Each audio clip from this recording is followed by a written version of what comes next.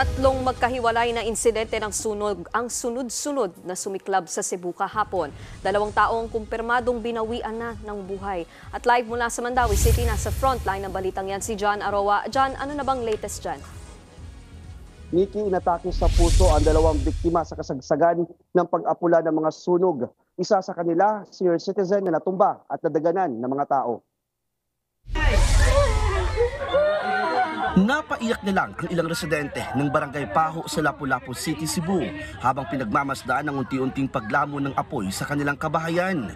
Sumiklab ang sunog pasado 1:00 ng hapon kahapon at tumagal ng mahigit 1 oras. Kita mula sa impapawid ang lawak ng sunog na tumupok sa 44 na bahay.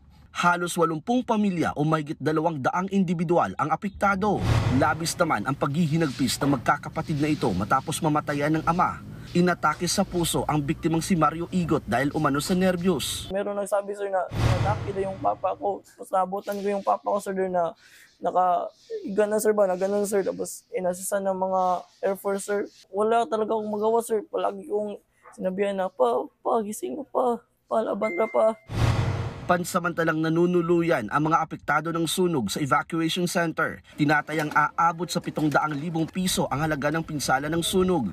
Makalipas ang ilang oras, malaking sunog din ang sumiklab sa 2 barangay sa Mandawi City. Nagsimula ang sunog sa Barangay Upaw at nadamay ang katabing barangay ng Luok dahil sa lakas ng hangin.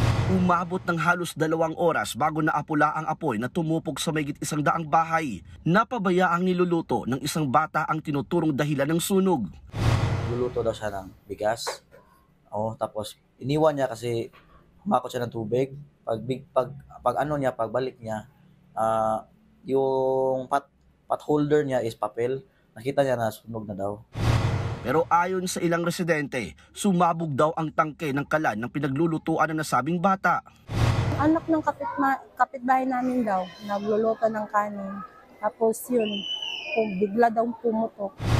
Isang 62 taong gulang na babae ang nasawi dahil din sa atake sa puso. Naisugod pa sa ospital ang biktima matapos matumba at madaganan ng mga tao. Nadatnan kasi ng mga nurse namin sa ambulance na nandun na sa labas ng kalsada. Nakahiga na. Walang malay tapos nakaihi na. Aabot sa mahigit 3 milyong piso ang pinsala ng sunog sa lugar. Isa pang sunog ang sumiklab sa isang subdivision sa Barangay Tabuk sa Mandawi City. Nag-overheat na baterya ng solar panel ang sinasabing dahilan ng apoy. Agad naman itong naapulan ng mga bumbero at walang napaulat na nasaktan o nasawi.